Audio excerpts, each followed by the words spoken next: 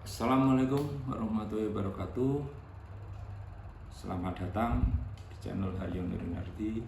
Salam sehat, salam sukses. Semoga kebahagiaan untuk kita semua. Kali ini saya ingin membicarakan tentang industri tekstil.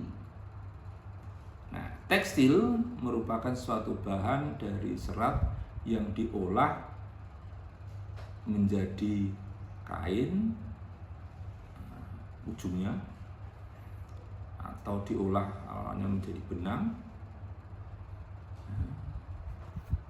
sebagai bahan untuk membuat produk lain. Jadi ada proses panjang dari serat diolah menjadi benang, kemudian menjadi kain untuk diolah lagi menjadi bahan produksi lainnya. Industri tekstil secara keseluruhan dapat dibagi menjadi 3 sektor: hulu, tengah, dan hilir. Nah, industri tekstil ini yang menarik adalah industri tekstil ini adalah salah satu industri manufaktur yang negara-negara industri di dunia ini dalam proses industrialisasinya pasti pernah masuk di dalam industri bidang tekstil ini. Jadi industri tekstil menjadi menarik karena dia merupakan bagian dari proses industrialisasi yang akan dialami oleh semua negara di dunia. Karena produk ini berkembang dari hulu sampai ke hilir. Nah, hal yang menarik lainnya adalah industri tekstil merupakan industri manufaktur yang terbesar baik di Indonesia maupun di dunia. Industri ini merupakan memiliki berbagai jenis ragam, mulai dari industri yang padat modal, padat teknologi, sampai yang padat karya. Dibandingkan dengan negara-negara yang, kalau kita melihat industri tekstil di Indonesia dibandingkan dengan negara-negara yang lainnya, industri kita saat ini itu boleh dikatakan masih tertinggal, sudah tertinggal, bahkan termasuk dibandingkan dengan Vietnam. Kenapa? Karena jenis mesin yang digunakan untuk industri tekstil kita berasal dari periode 80-an, 90-an. Sedangkan Vietnam itu menggunakan jenis yang lebih modern lagi. Selain Vietnam ada juga Bangladesh. Akibatnya apa? Produktivitas kita kalah dibandingkan dengan kedua negara ini. Bangladesh termasuk salah satu produser tekstil yang besar. Nah, terutama di menengah dan menuju ke hilirnya. Demikian juga Vietnam. Kita ketinggalan ini. Tapi saya tidak ingin membahas mengenai faktor itu. Yang ingin saya bahas adalah dalam industri tekstil ini adalah awal perkembangan industri tekstil. Industri tekstil berkembang sejak lama, sejak abad pertengahan. Dari abad ke-11 hingga abad 15 industri tekstil sudah berkembang di Eropa. Puncaknya masa pada abad ke-17 sampai 19 ketika terjadi revolusi industri yang dipelopori di Inggris.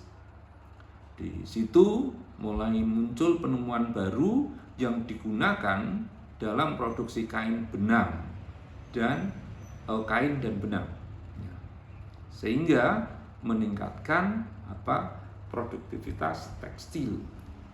Ada beberapa penemuan baru yang digunakan di dalam industri tekstil, selain penggunaan kettle tentu saja adalah alat pintal benang yang dikenal sebagai spinning jenny yang ditemukan oleh James Hargreaves tahun 1764. Kemudian yang kedua adalah alat pintal yang menggunakan tenaga air yang dikenal dengan water frame yang ditemukan oleh Richard Arkwright di tahun 1769.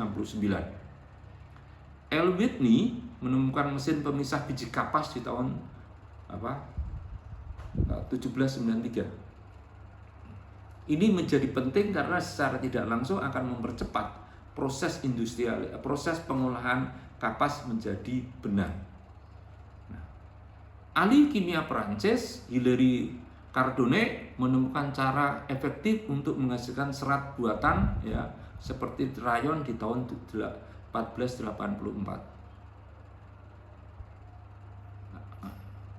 Nah, kemudian ada juga Wallace Carothers mengembangkan nilon pada periode 1930-an. Atau juga muncul serat buatan ya seperti polister dan akrilit yang telah mulai dikenal sejak periode 1940-an. Nah, serat buatan ini penting dalam industri tekstil karena punya kelebihan, yaitu hasilnya adalah benang yang tidak mudah putus, lebih kuat dan elastis. Dan lebih penting lagi adalah dengan cara itu muncul jenis tekstil yang lebih baik ya. Dari segi fashion itu lebih baik dan lebih menarik. Sehingga perkembangan tekstil berkembang semakin pesat lagi. Orang bisa menghasilkan tekstil dengan jalan yang lebih pendek lebih singkat tetapi hasilnya lebih besar. Bagaimana dengan industri tekstil di Indonesia? Industri tekstil sebetulnya adalah bagian dari kita punya dua sisi. Selain bagian substitusi impor, industri tekstil di Indonesia ada juga yang merupakan bagian dari produk tradisional. Tahun 1929 tekstil Indonesia sudah berjalan ya, dari industri yang sifatnya rumahan, yaitu yang dimulai dari weaving, tenun, knitting, rajut dengan alat tekstil in writing Bandung TIB, ya, dengan alat tekstil in writing Bandung Geto, atau yang juga bagian dari ini yang disebut disebut sebagai alat tenun bukan mesin ATBM, yang ditemukan oleh Dalen North di tahun 1926. Ini kemudian menghasilkan beberapa produk tekstil yang menarik seperti selendang, sabuk, ya, kain panjang, lurik, dan sarung. Ini adalah jenis-jenis tekstil rumahan yang diproduksi oleh keluarga atau sekarang kita kenal mungkin unit UMKM, usaha mikro, kecil, dan menengah. Nah, perkembangan menarik dalam tekstil di Indonesia adalah diketemukannya alat tenun mesin yang mulai digunakan di Majalaya sejak akhir periode 1930-an. Apa arti penting penggunaan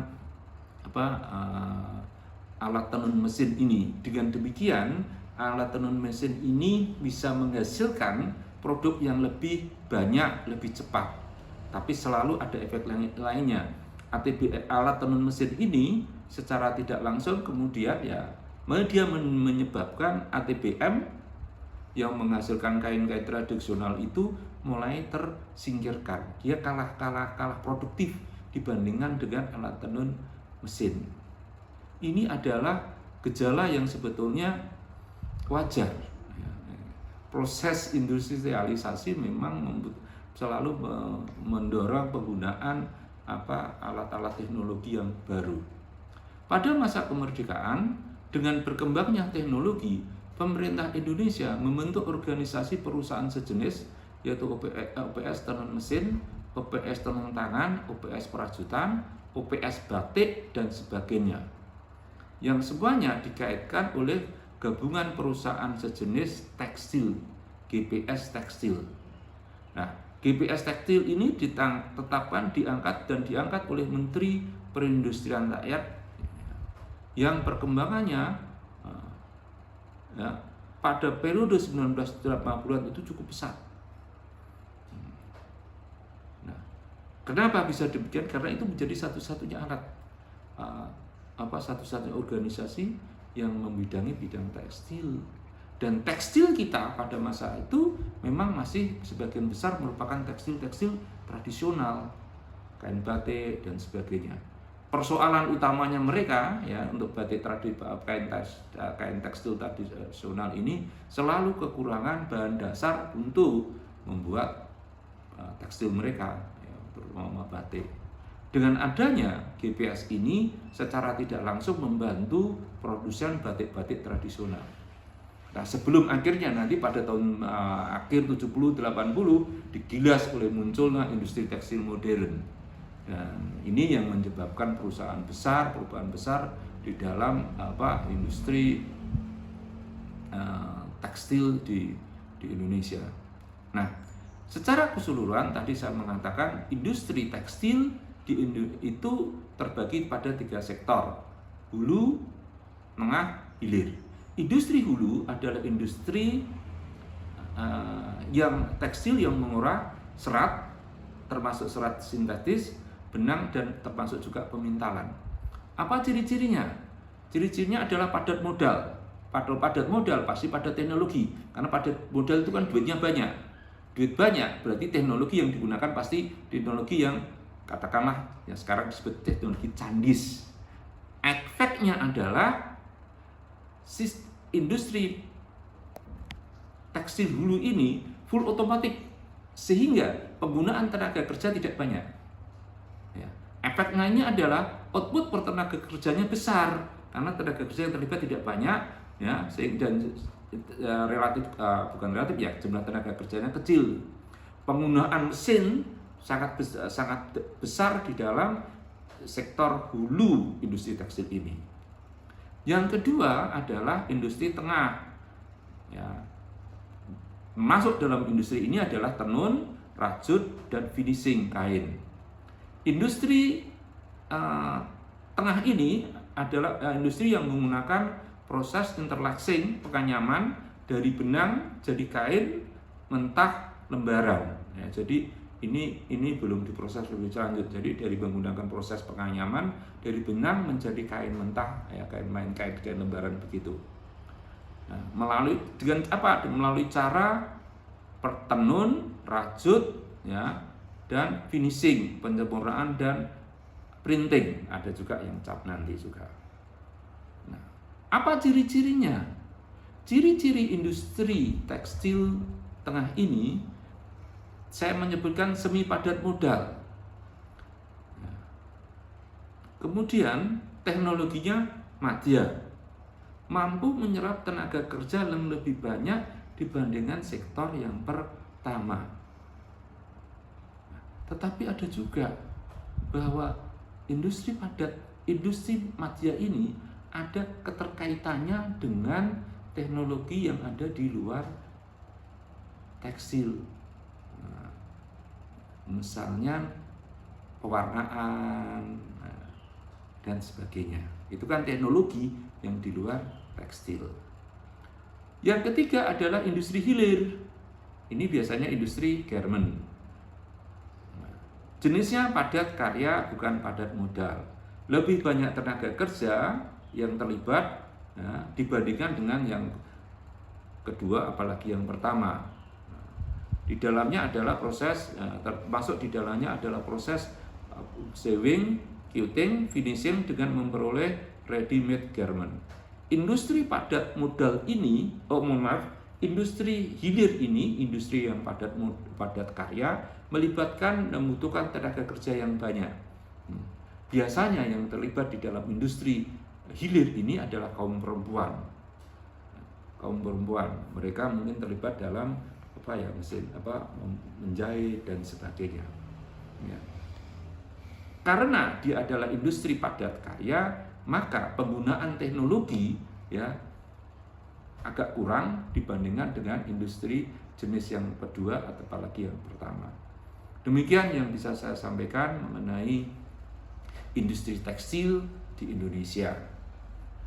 Saat ada salah kata, saya mohon maaf. Wabillahi taufiq wal hidayah. Wassalamualaikum warahmatullahi wabarakatuh.